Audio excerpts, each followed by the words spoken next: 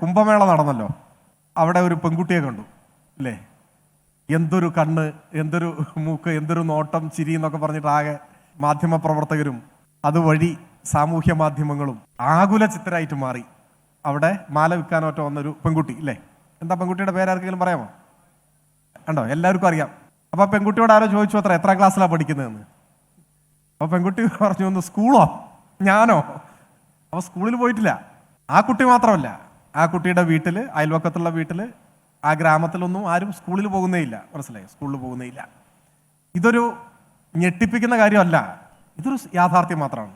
എന്താണ് സ്കൂളിൽ പോകാത്തത്? വളരെ ലളിതവും കൃത്യവുമായ ഉത്തരമാണ്. ഞങ്ങളുടെ നാട്ടിൽ സ്കൂളില്ല. അതാണ്, ഞങ്ങളുടെ ഗ്രാമത്തിൽ സ്കൂളില്ല. എല്ലാ കുഞ്ഞുങ്ങളും സ്കൂളിൽ പോകണം എന്ന ചിന്ത അവിടെ ഇല്ല.